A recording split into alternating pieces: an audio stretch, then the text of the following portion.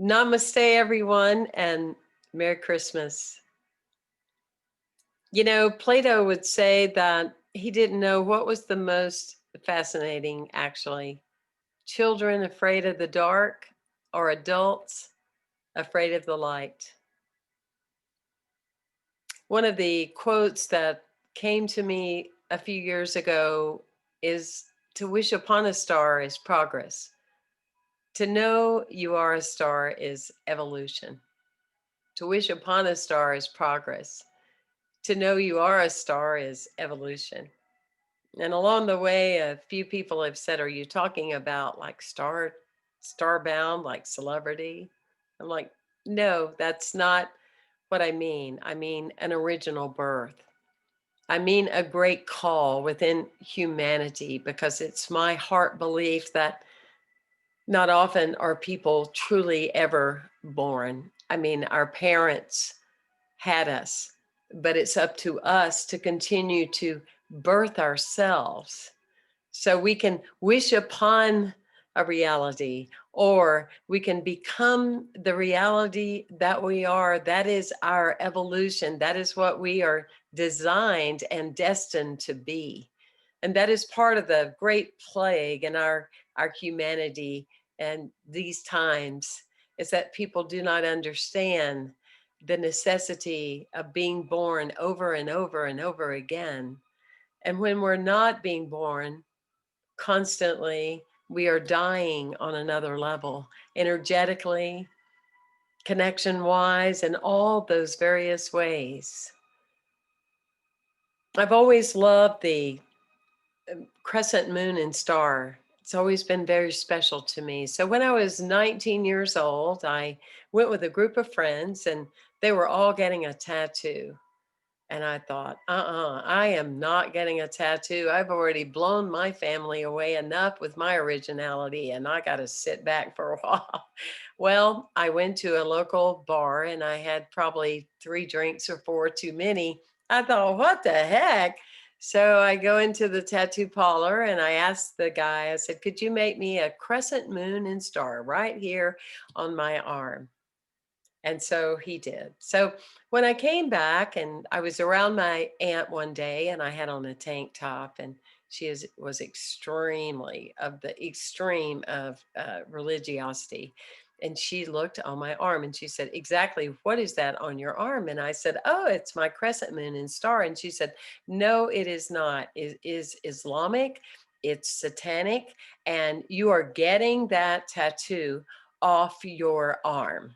It's of the devil. And by the way, and you're already in that cult, so what are you doing? And so I just want you to know that I still have that tattoo on my arm. But the deeper story of that, to know you are a star, is all my life I've loved the crescent moon and stars. So when I was in my 40s, a man wanted to thank me for doing a talk. It wasn't necessary, but he felt it was. And so he ordered from a company, and they exist, a lot of them, of the time I was born and the place I was born and the day that I was born. And he had it framed and gifted it to me. And underneath it said, Temple Hayes, the day that you were born in Anderson, South Carolina, was under a crescent moon and star. Ah, wow. Think of that.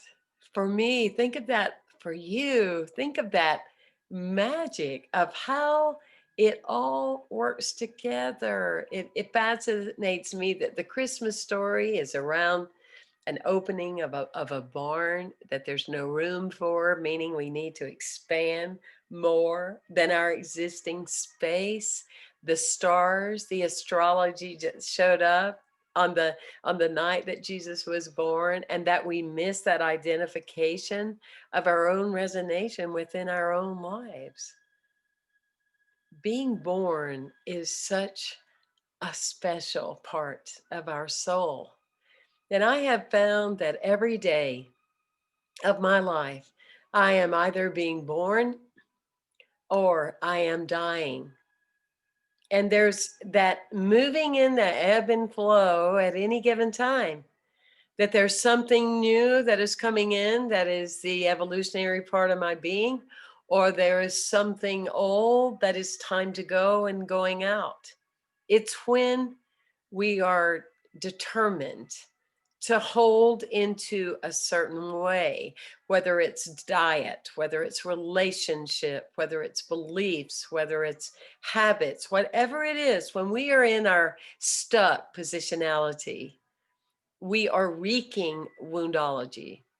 We are wreaking suffering because that emerging self, that star that's wanting to be evolved and stuck, is in the way, in the space of something new that is destined to happen. I was thinking about Christmas trees and how years ago you would have the tree and then you would have the string of lights and you would add them, and it was pretty simple. The bulbs were quite sizable, and when one would go out, you could just simply, you could replace it. But then we got, a little more sophisticated, and trees evolved, and you could buy them out of the box with the lights on them. Well, it's a beautiful idea, except when one of the lights would go out, and you could spend all this time trying to figure out where is the light that's out, because the whole system went out. And that, I think, is a great metaphor for us to think about our humanity, for us to think about all of the living creatures on our planet. We are not separate from each other, not at all. And if your light is dim and out, wherever you are in the West or any part of the world, then my light is affected and feels that too. We are a string of lights in harmony together. And the great call is for us to be birthed and letting go so that we may rise above, so our light can shine ever so brightly. And once we achieve a certain critical mass, there is an awakening in the age of Aquarius that there is no turning back. And that's my invoking today. Is I invoke you from your heart. As one of my favorite songs from The Wiz is that if you believe within your heart, you'll know that no one can change the path of life that you must go. Believe what you feel and know you're right, because the time will come around when you'll say, it's all yours. But it's about believing in your heart. It's about opening your heart.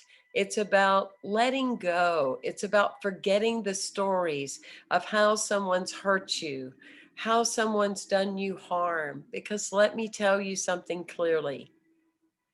As long as you hold on to the story, you continue to make them right. You continue to live that harm. You continue to live that hurt. And the moment you let it go, it has no power or energy over you anymore. Hardening of the heart. When you look at our society, that is one of the number one causes of death are heart issues. And I ask you, really, why is that so? Our heart is that deep rooted connection to our soul. It's our expression, it's our attraction. Give yourself the gift this year. I understand what I'm talking to you about today. I held back so many years of my life, and I feared that opening of being disappointed, of being abandoned, of being hurt. But you know what that meant? I continued to disappoint myself, to abandon myself, to hurt myself. That's what it is with cause and effect. Let it all go. Be born. Be that light. Move on. Unwrap yourself in the greatest possible way. There's a story of a little girl who's someone said, how does your mom love you? And she said, well, my mom really loves me when she reads me a bedtime story. But oh my, she really, really, really loves me when she doesn't skip any pages. I think that's what we need to look at.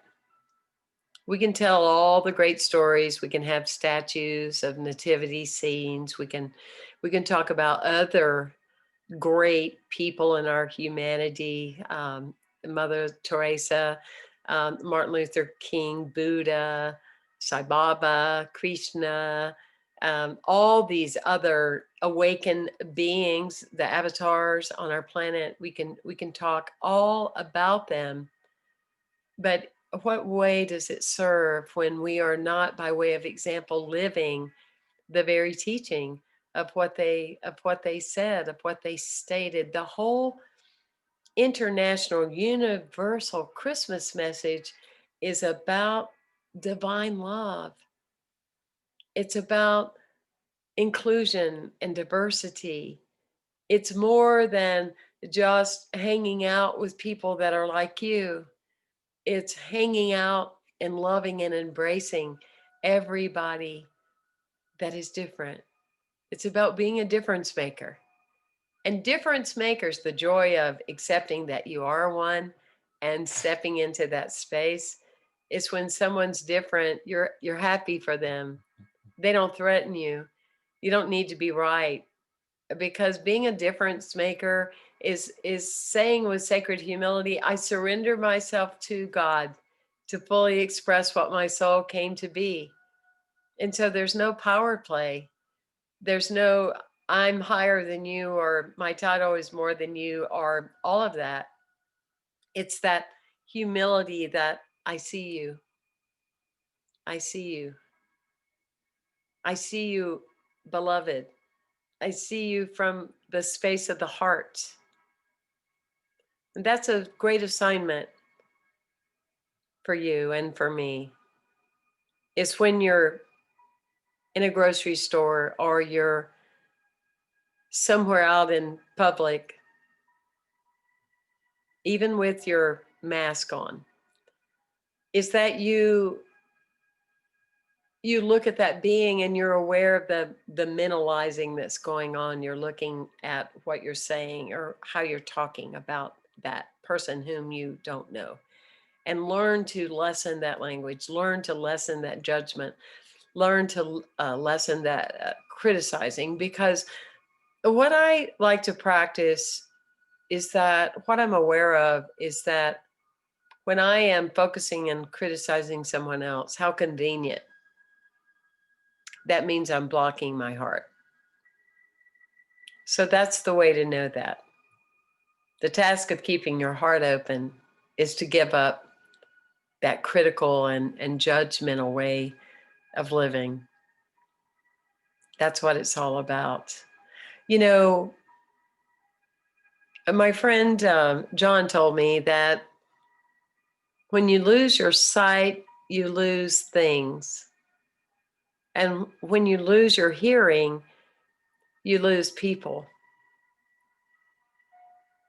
But when you lose yourself, when you lose the being on the path of your soul, you miss out on the magical and the mysticism of life.